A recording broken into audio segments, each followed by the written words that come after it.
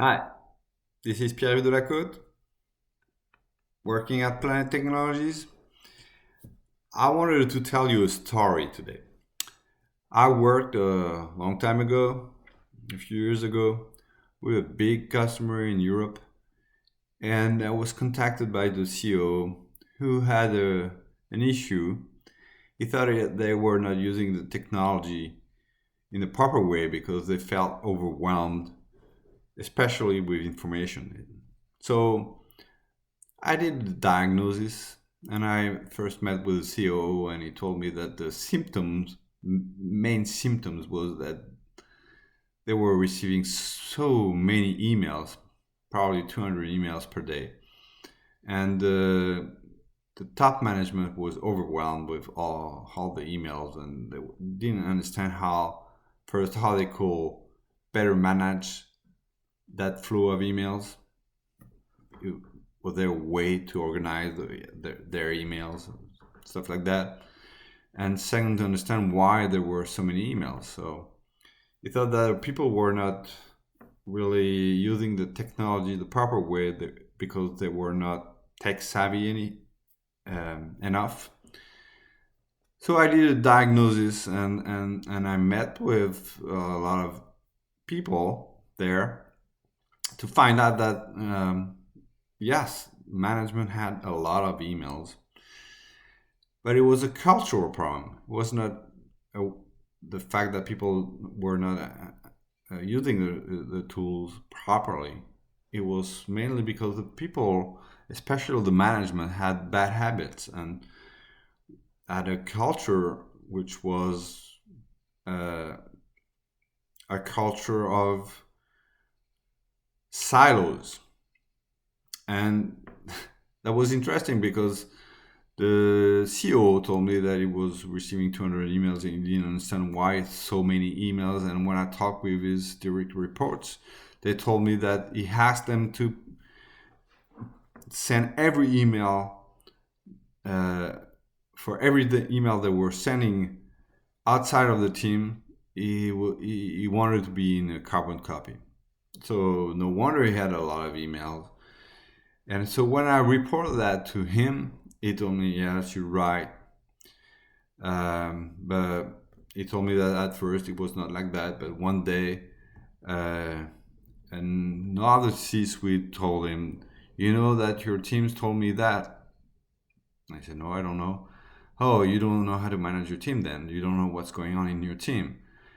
Just because somebody in the team sent an email to the C-suite, other C-suite, and without putting the big boss in copy. What a big deal. So it creates tension because there's no trust. There was no trust. There was competition. And not knowing what your team is doing was bad, obviously. It can be bad sometimes, but here it seemed to be really a competition between two big managers that leads to then they wanted to control everything then every information they wanted to have it under control. So the main problem was not the tool, the main problem was the culture, the main problem was how the management was competing together instead of collaborating. So I went back to the CEO and explained that yes, you have issues, um, mainly with the top management, but they are cultural. So you can train people to better use emails, Outlook, whatever. It won't change a lot if you don't change your culture. So, way to change your culture is to introduce a new technology that will open to more transparency because apparently that was one of the pain. And so I uh, introduced them to technologies like a social network, an enterprise social network, or more recently, if I've done that more recently, I will have introduced Teams, Microsoft Teams. and show them that this kind of tools are bringing more transparency, because information is visible from every member of the team, or even if it's a public community, every employee can see what's going on, what are the discussion. And it's good to have open discussion, transparency, because then now you can see what's going on if you want. You don't have to, but if you want, the information is there. Depending on people's reaction, if they like the information, then the subject, which is a hot topic, can raise, so manager can see what's going on really easily if there's a hot topic. And since the information is transparent, it's the people are more inclined to be polite because they behave a better way when they're in a group, especially when they're exposed to everybody, everybody's view. So they're the way they discuss about things, the way they share information, the way they're open to discussion is more engaging and more polite, and there's no, like in email, flaming conversation in a enterprise social network or in Teams.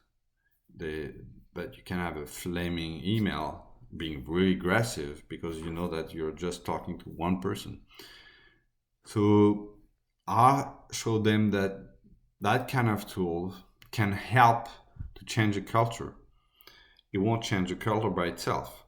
It can support the strategy. And if you're genuine about it, if you're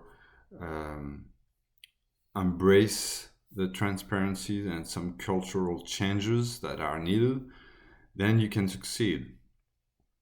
And they did it, and they succeed. So that was a first step to change the culture. I think there was a need there to change the culture because they thought that it was time to change a little bit the way they were working. But the first thing that was interesting to see that the problem is at the same time the solution. You know, people don't realize that they're building their own problem, and that was interesting to see that they don't even see where the problem is coming from, and it's coming from them. And often it's a matter of culture. So that was my story of the day. Have a great one.